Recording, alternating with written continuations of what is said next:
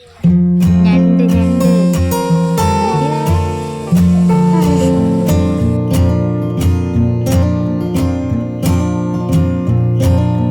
Hi all, അസ്സലാമു അലൈക്കും. NS ഓയിലിലേക്ക് എല്ലാവർക്കും സ്വാഗതം. എനിക്കിവിടെ കുറച്ച് ഞണ്ട് കിട്ടി, അതൊന്ന് റോസ്റ്റ് ആക്കാമെന്ന് കരുതി. നിങ്ങൾക്ക് എല്ലാവർക്കും ഞണ്ട് ഇഷ്ടമാണോ? ഇഷ്ടമാണെങ്കിൽ ഒന്ന് കമൻറ്റ് ചെയ്യണം കേട്ടോ. അങ്ങനെ ഞണ്ട് നല്ലതുപോലെ ക്ലീൻ ചെയ്തൊക്കെ എടുത്തിട്ടുണ്ട്. ഇനി ആവശ്യമായിട്ട് കുറച്ച് സവാളയും കൊച്ചുള്ളിയൊക്കെ എടുത്തു വെച്ചിട്ടുണ്ട്. 2 വലിയ സവാള, കുറച്ച് കൊച്ചുള്ളി, ഇഞ്ചി വെളുത്തുള്ളി പേസ്റ്റ്, 1.5 തക്കാളി, 2 പച്ചമുളക്. അപ്പോൾ അടുപ്പത്തോടെ പാത്രം വെച്ച് ഒന്ന് ചൂടായി വരുമ്പോഴത്തേക്ക് കുറച്ച് വെളിച്ചെണ്ണ ഒഴിച്ചു കൊടുത്തിട്ടുണ്ട്. അപ്പോൾ കടുകൊക്കെ ഒന്ന് പൊട്ടി വരുമ്പോഴത്തേക്ക് അതിൽ കുറച്ച് കരിവേപ്പില ഇട്ട് കൊടുത്തു. ഇതിലേക്ക് ഇഞ്ചി വെളുത്തുള്ളി പേസ്റ്റും കൂടി ഇട്ട് കൊടുക്കുന്നുണ്ട്. അപ്പോൾ ഇഞ്ചി വെളുത്തുള്ളിയുടെയും പച്ചമണം മാറുന്നവരെ ഒന്ന് ഇളക്കി കൊടുക്കുക. അതിലേക്ക് ഞാൻ 2 പച്ചമുളകും കൂടി ഇട്ട് കൊടുത്തിട്ടുണ്ട്.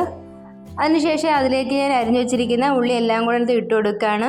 അപ്പോൾ ഉള്ളിയൊക്കെ നല്ലതുപോലെ ഒന്ന് ഇളക്കി കൊടുത്ത് നല്ല വഴണ്ട് വരുമ്പോഴത്തേക്ക് ഇതിലേക്ക് ആവശ്യമായിട്ടുള്ള മസാലകളൊക്കെ ഒന്ന് എടുത്ത് വയ്ക്കാം.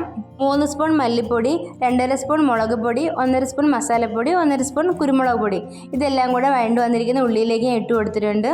അതൊന്ന് ചൂടായി വരുമ്പോഴത്തേക്ക് അരിഞ്ഞു വെച്ചിരിക്കുന്ന തക്കാളിയും കൂടി ഇട്ട് കൊടുത്ത് നല്ലതുപോലെ ഒന്ന് ഇളക്കി കൊടുക്കുകയാണ്. അപ്പോൾ ഉള്ളിയും തക്കാളിയും മസാലയൊക്കെ നല്ലതുപോലെ വഴണ്ട് കുഴമ്പ് രൂപത്തിലായിട്ടുണ്ട്.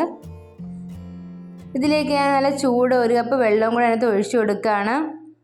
ഒഴിച്ചു കൊടുത്ത അരപ്പൊക്കെ നല്ലതുപോലെ ഒന്ന് തിളച്ച് ഒന്ന് ചൂടായി വരുമ്പോഴത്തേക്ക് നമ്മൾ കഴുകി വൃത്തിയാക്കി വെച്ചിരിക്കുന്ന ആ ഞണ്ടും കൂടെ അതിലേക്ക് ഇട്ട് കൊടുക്കുകയാണ്.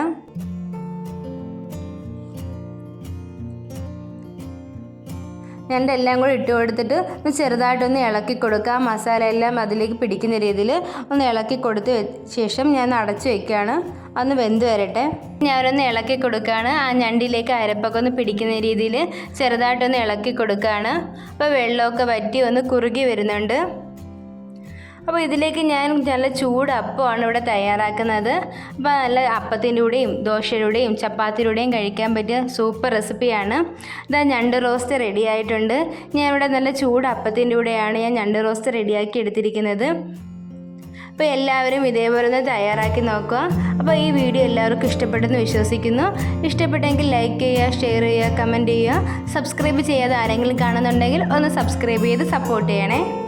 Okay, thank you.